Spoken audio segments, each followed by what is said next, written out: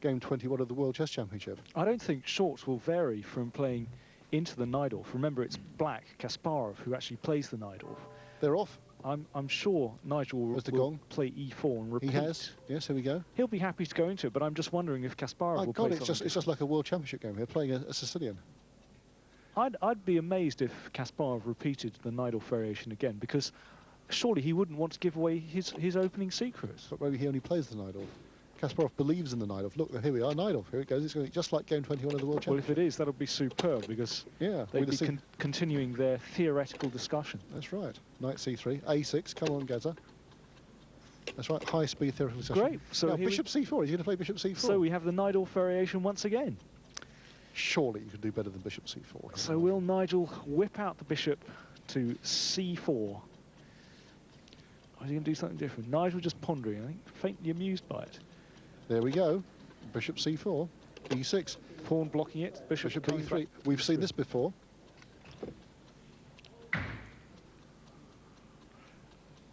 And now Garry's played b5, just like the World Championship. As in the last 3 games, games 16, 18 and 20, where Kasparov played the pawn up to b5. Short castles. And bishop e7. Now, Short was playing his queen to f3 in the games, developing a quick attack with his pieces. Will he repeat it? There it goes. Yep. So the threat here is for white to play the pawn to e5. Aha, Kasparov's varied. Queen b6. So the queen threatening the knight on d4. Now, I imagine Nigel will play his bishop to e3 to defend that knight. And the idea is, in other games, in the World Championship, Kasparov played his queen to c7. But here, what he's going to do is, after bishop e3, drop the queen back to b7. He's played bishop e3. There you go, queen b7. Very quick. So that's putting the queen on this diagonal down towards the e-pawn. But this looks very artificial. No, and this is standard stuff. This has been seen many times before. It's slightly more risky than queen c7 because black is underdeveloped. You really shouldn't move your queen twice in the opening. You should be trying to develop the rest of your pieces. But this has been seen many times before. And I must admit, I've played this as well as black. Oh, really? Very perfectly good way of playing it, right? But doesn't the bishop belong on b7 rather than the queen? Well, it's true. The bishop is very good on the b7 square, but the queen is also very strong on the b7 square, where it supports the push of the pawn down to b4, and also it bears down on white's e-pawn in the centre of the board. Well, if this is so standard, why has Nigel used up so much time? He looks quite surprised by this. Well, basically because it's new for this match. He's just readjusting himself. I think, okay, the bishop is good on the b7 square, but the bishop can come to d7, as Kasparov has played in other games in this match, and then bring the knight to c6. So what does white normally do? Queen g3? Oh, he's played queen g3. There you go, queen g3. Now, I'm intrigued in this position, but yeah, b4. Good move. That's the move that I'd play. And then knight to d7. So this is pushing the knight from the center of the board. The knight is protecting the pawn on e4.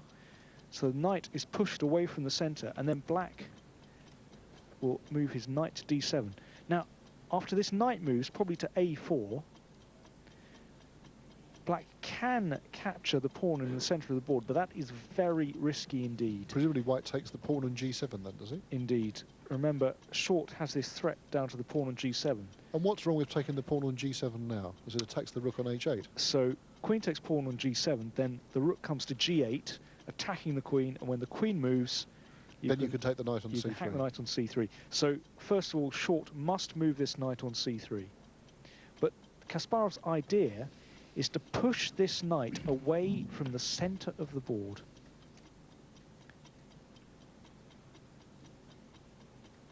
Well, has he got the advantage then, Daniel? No, this has been seen several times before.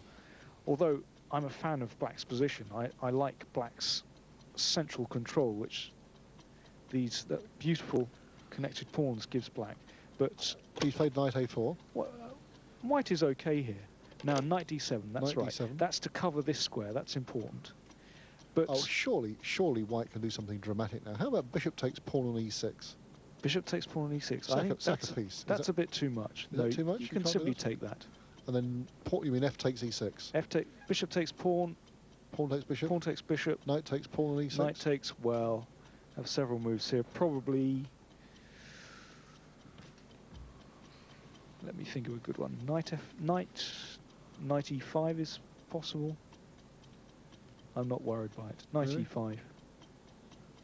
Looks like a... Well, you get several pawns to the piece. You can play knight takes g7 check then. Gallop into the black position. Nigel's playing quite slowly. He's taken almost 5 minutes. Kasparov's played instantaneously. I think it's very good tactics by Kasparov just to vary his opening system just a little bit, because he already has a time advantage. He has almost a 5-minute time advantage now. All right, well, if you don't like bishop takes pawn on e6 sacrificing a piece, how about queen takes g7 now, because you don't lose a piece? Queen Okay, takes let's G7. have a look at that. Queen takes g7. Then I'll play rook g8, so the queen must move to h6. Yes. But then I will play, let me think about this. I will play queen takes pawn on e4. Oh, that's very nice. It threatens queen takes g2 checkmate. Threatening queen g2 mate. That's a recurrent theme in this opening, that if white ever does capture the pawn on g7, then the rook comes across, and then there's this blistering counterattack down the g file. So Short must be very careful about whipping this pawn off. Well, so isn't black threatening just to take the white e-pawn anyway with his queen or his knight? Indeed, that is a threat. So maybe he should play pawn f2 to f3 just to defend it. Pawn to f3, yeah, that's a very sensible move.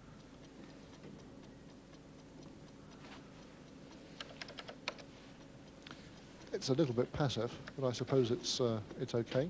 Well, I think it's actually a good move, playing the pawn to f3, just giving the pawn on e4 some protection. And I think what white should be trying to do here... Oh, here comes a move. Pawn to f3. There we go. I think what Short should be trying to do here, Kasparov castles, that's protecting the g7 pawn. John, have you seen this position before? I said provocatively. Yeah, I'm in the midst of doing a very complex technical operation Okay, with then chess face, but I finished. And well, this position, I have seen it before, but... In Short's preparation or just by chance in the street? Can I say, I bumped into Nigel yesterday in the street, actually. He was... And he was analysing this position. He was going to have his hair cut, as you can see if you look at him. He wasn't... I don't think he analysed... Oh, yes, we've actually failed to comment on the player's sartorial appearance today. You have, yes. Both Yes. wearing stunning grey suits. Nigel's had a haircut. No, what Nigel should be trying to do here is play his rook to c1 and then pawn to c3 to open up this c file. I think that's the best way for white to play the position. So Gaza has used less than a minute. If we look at the clock there. If you look at Nigel Short's clock on the left-hand side, as that hand rises, it interacts with the flag, and when the flag rises and gradually falls, that indicates someone's lost some time. 2 more moves, rook d1 and king h8. Rook d1, well, Well, you might have won a bit with king h8 if it had been played a few games ago. a long time ago. A long time ago, different position. I think white's best idea is actually to play the rook to c1. And now rook e1. So Yeah. it's Short speeding up. I think he's not. I don't think he's prepared this at all. I think he's just centralising his pieces and playing moves he thinks are going to be okay. Yeah, true, but I think it's a more incisive plan is to play this pawn forward to open up the c file. And rook b8 by Kasparov, a useful move. So Nigel Short having connected his rooks and moved them to the d1 and e1 squares. What about that, John? Well, it's quite sensible, but it's probably not optimal. He's put his pieces in reasonable squares, but he's not put Kasparov under any great pressure.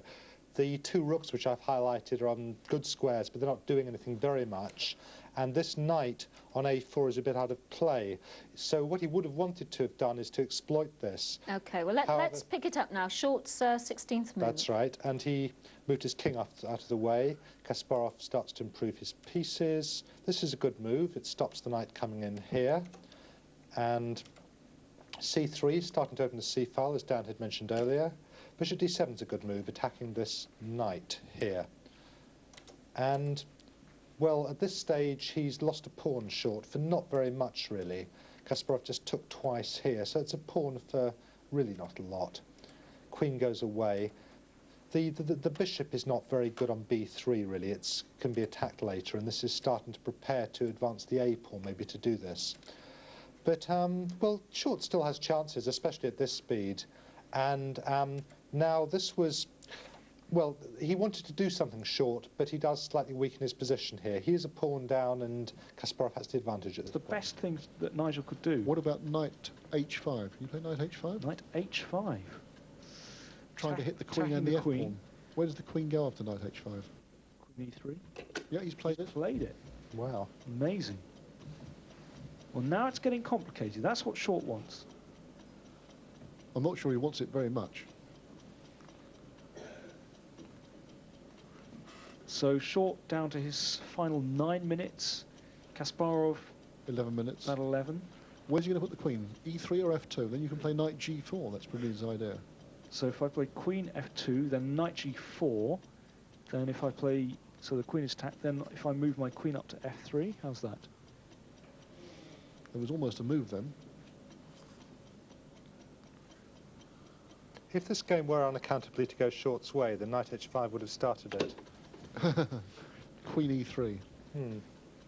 Kasparov, look of surprise on his face there. I Pretty think- obvious move to me. I Gazza. think Kasparov wants to try and play something like knight g4 and then knight g3 check and queen h5 check. He wants to play knight c6 and take the bishop, I think. Really? Yes. Knight c6, threatening the bishop on d4. Yes. I was thinking that he might play knight g4 to attack the queen and try and transfer his attention from the queen's flank, whereas we're operating so far to the king's side. But after knight c6, you win the bishop. Knight c6 is a very strong move, I agree. Yeah, because Yes. this bishop is really the pride of Short's position, bearing down on the king's side. So if Kasparov can exchange his knight for the bishop, then he'll be Yes, doing he's played very knight well, and he's c6. done it. Boring but strong. Knight e2. Oh, that's Not a happy position for Short. no. Knight takes. Kasparov has managed to Knight takes. exchange off that strong bishop. Knight But at f6. least he's got opposite bishops now. This was the idea I had before, that by getting opposite bishops, white's bishop on the light squares, black on the dark squares, that there might be some drawing chances. Because the white bishop on b3 now is quite a good piece. Well, it will be if Short manages to play f5, putting pressure on the pawn on e6. So that'll break open the diagonal for the bishop. I agree. Then he has a few chances. But I'm still not optimistic.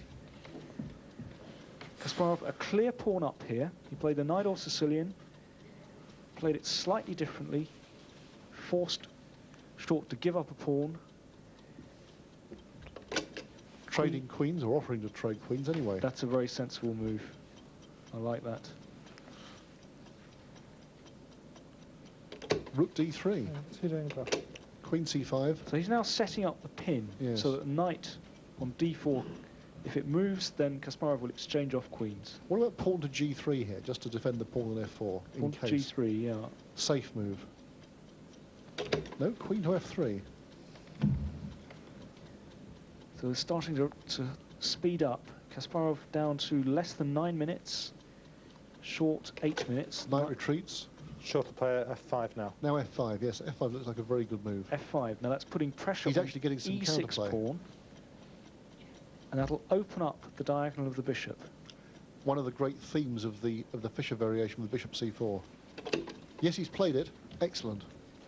Now Short at last is getting some counterplay. Pawn to e5, hitting the knight. Knight back to e2. Now what Nigel will try to do is to play his knight round to c3 and then into d5, controlling this beautiful square. So Pawn- Short has counterplay.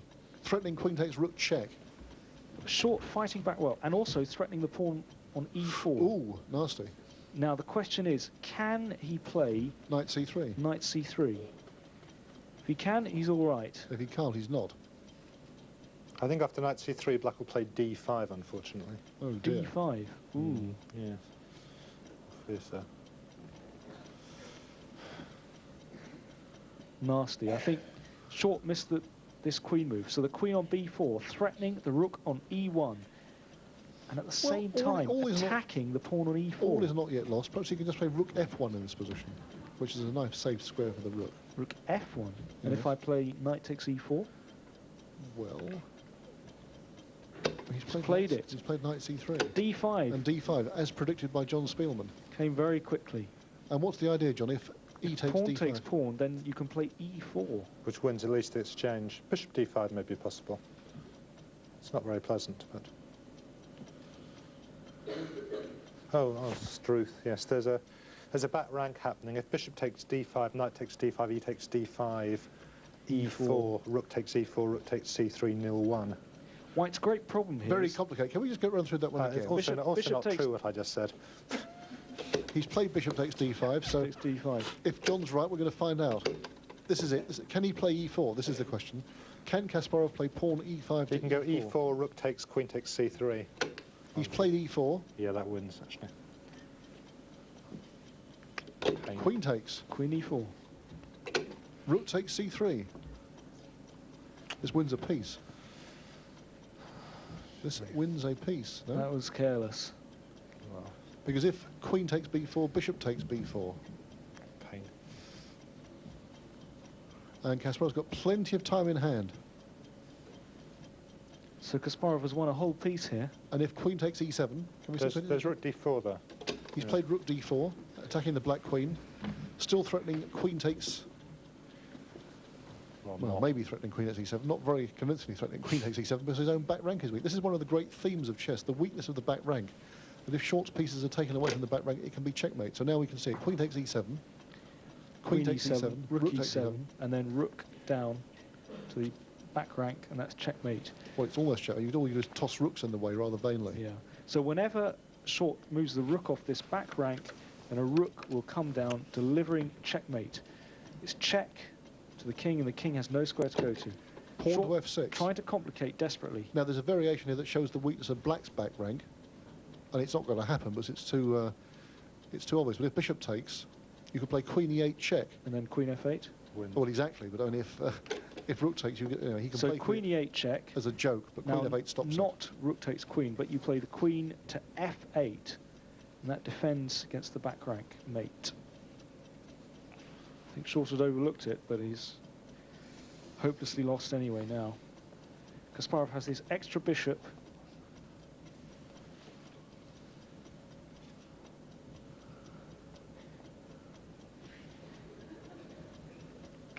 No, there's very little Short could do here. So Kasparov has a whole bishop ahead. Short's got no pawns in compensation, and he's resigned. And he resigned. Yeah. Unsurprising. There's really nothing you could do there. So Garry Kasparov goes 2 points ahead, Nigel Short resigning with around about 5 minutes left on his clock. Well, after the game, I put it to Garry that Raymond Keane considered that his move, Queen b6, could have been his best move. Did he agree with this? No, I don't know. I don't think so. Just it's a well-known move. It's just still opening theory, and I think it's a little bit dubious. And it's not. I'm not sure that's very healthy for black. But in the speed chess, I mean, you're not going for the best move, but just to make more problems for your opponent to select his opening. And that's why I think it was a very, very good choice. In fact, it was a very nice combination by the end with d5 and just all with temporary sacrifices. But it was quite simple also. d5 was obviously a lot later on, wasn't it? Yes, yes, that was by the end of the game, and it's there's so many famous motifs in this position that it was not very difficult just to find the right moves order. Nigel, Queen b6, it was commented upon here that it seemed to throw you slightly, even though it was obviously standard theory. Do you have something better prepared against that you didn't want to play today?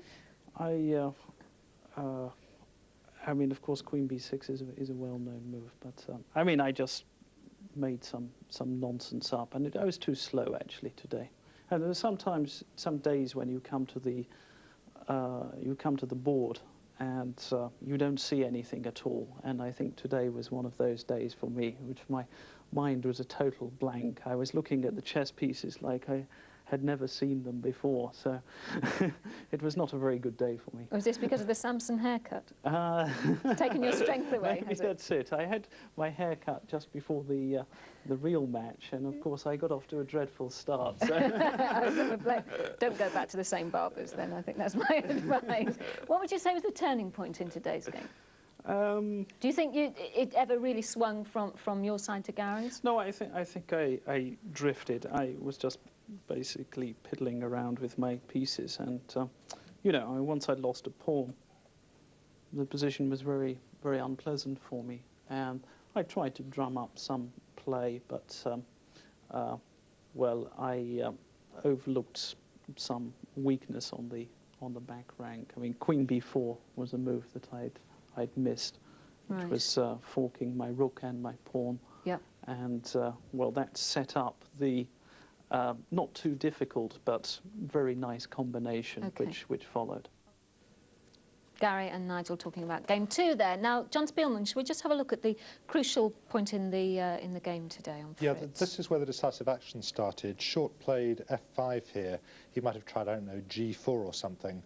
That's possible. But after f5, he wanted to open up the diagonal for this guy, this bishop.